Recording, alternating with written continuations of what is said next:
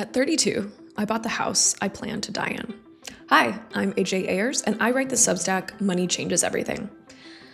At 32, I bought the house I plan to die in. Forgive the clickbait headline, but is it clickbait if it's true? At 32, I bought the house I plan to die in. Key takeaways. When it comes to buying a home, there's more to the purchase price than meets the eye. The longer you live in the home, the more gentle it is on your finances. Having a bigger house doesn't always bring you happiness, and if you hate cleaning as much as I do, it's more of a burden than a dream. I'm happiest when I feel secure, when my financial needs are taken care of, when I know I have a comfortable place to sleep. Camping is not my thing. Which is why, at age 32, I bought a condo in California that I'm pretty sure I will die in. Let me explain. My husband and I were happily renting in New York City thanks to a pandemic rent deal, 4 months over 2 years free. Real estate prices in New York felt completely out of reach, and frankly, the 3-bedroom, well-lit, high-ceiling place we found was perfect. Then a series of events happened that made me itchy to buy a home. The first is that the home I shared with my grandparents during my formative high school years was sold. The next was that the pandemic made me want to be closer to family and have more space in case we had to go through another prolonged pandemic. And the third was that the real estate bidding war battle royale in Los Angeles was so insane that we got priced out. So we looked east to Riverside County and the stunning desert landscape of Palm Springs. Too much house. Landing in Palm Springs clarified an idea I had been circling around for years. I needed a happy place that wasn't too big. I didn't need a 4-bedroom house for potential future children to run around in. I didn't need extra bedrooms for guests. I needed something for my husband and I to relax in. Something we could own forever. Some place where I could walk to the grocery store. Some place I could get around in if I lost the ability to walk on my own. Once I named that for myself, it became impossible not to notice how backwards our housing system is designed. In addition to Blackstone and private equity firms tilting the real estate scales by buying up properties, one of the other contributors to the housing crisis is that older folks are still living in the giant homes that they raised families in.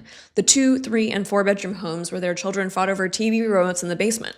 And now, these empty nesters, either as a single person or as a couple, are still occupying a space that was built for a family of 5. They don't want to sell because housing is so expensive, and they'd get a lot less than they have now for the same price. And they don't really want to move. I get it. I think Shannon Lako said it best. Maybe having 64% more house to take care of and pay for isn't such a great thing. I found some 2024 data from the Census Bureau that says the median size of a new single-family home sold in 2024 was 22,000 square feet. So perhaps size is coming down slightly, but 22,000 square feet is still a large place. I'm no architect, but I found a site called houseplans.com that sells building plans. A 2,200 square foot home has 3 bedrooms, 2.5 bathrooms, and 2 garages. This is a huge house. When did we get so obsessed with big houses? I settled on a 1,700 square foot condo with 2 bedrooms and 2 bathrooms. It's enough for 2 of us, maybe a kid or 2, or at least some guests. My happy place.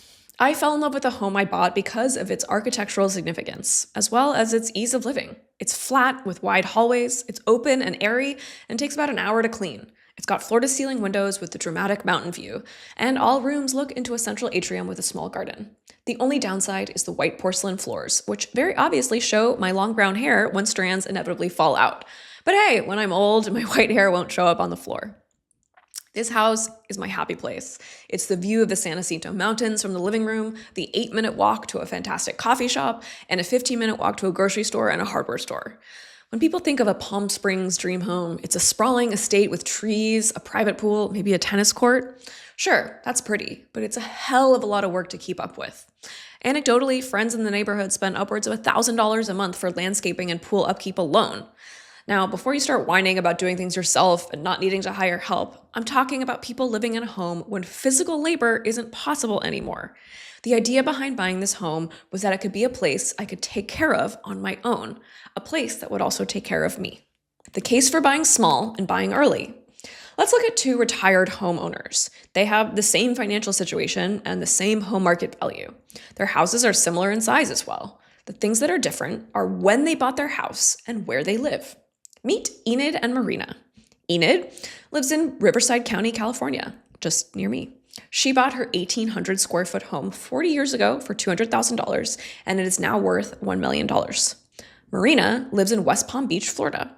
She bought her 1,800 square foot home just last year for $900,000, and it's now also worth $1 million.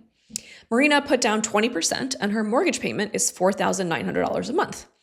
They both have the exact same income. They both live on $75,000 of Social Security, $50,000 of long-term capital gains, so they have $125,000 in annual income. This is close as we can get to an apples-to-apples comparison. Let's look at property taxes. Enid in California pays $4,400 a year. Thanks to Prop 13, California limits how fast your taxable home value can rise. Even though Enid's home is now worth $1 million, she's taxed as if it were roughly $400,000. So $400,000 times 1% is about $4,400 a year. Marina in Florida pays $8,500 a year. Remember, Florida has no income tax, but owners of recently purchased homes pay close to full freight on property taxes. Marina gets a $50,000 homestead exemption, but she's still taxed on $850,000, so she pays $8,500 a year in property taxes. Marina pays nearly double what Enid pays, despite living in what the people who think they are smarter than everyone else calls a low-tax state. This is what big, expensive, newly purchased homes do. They bind you to high annual carrying costs forever. Home insurance is where the apples to apples really start to look different. Enid in California pays $1,800 a year. California premiums are higher than the national average, but inland counties like Riverside, where I own my home, are still manageable. You can expect to pay roughly $1,500 to $2,200 a year for $1 million home. Now, Marina in Florida pays $6,000 a year. Florida's insurance crisis is real. Between hurricanes, insurer exits, and spiraling rebuilding costs, premiums can range from $4,000 to $8,000 per year for modest homes. Waterfront or older homes can exceed $10,000 a year. For $1 million Florida home, $6,000 a year for insurance is conservative. Now let's talk income taxes. At the federal level, both Enid and Marina owe about $8,700 after deductions. They have the same income from the same sources, so their federal tax treatment is the same. At the state level, Marina in Florida wins. With California capital gains and income taxes, Enid pays about $1,250. California doesn't tax Social Security, but it does tax capital gains. Florida has no state income tax, so Marina pays $0. Florida is the winner here for sure. But remember, if you are selling off your portfolio to pay for your living expenses, you'll likely owe either long-term capital gains or regular income tax if you're withdrawing from a 401k. Apples to apples. Let's compare the numbers side by side. Property taxes. Marina pays $8,500 while Enid pays $4,400. Home insurance. Marina pays $6,000 while Enid pays $1,800. State income tax. Marina pays $0 while Enid pays $1,250. Federal, they both pay the same at $8,700. So with total taxes and insurance, Marina pays $23,200 while Enid pays $16,150. Now, remember, Marina has a mortgage, so she pays $58,000 a year while Enid pays $0 because she bought her house 40 years ago. So Marina pays $7,000 more every year for the exact same home value and income. The longer you live in a home, the more financially gentle it becomes. The bigger the home and the more recently you bought it, the harsher the costs. Now, there are tons of caveats and counter-arguments to make here. For example, Marina may have owned property elsewhere that she sold and used the proceeds to purchase her home in Florida for all cash.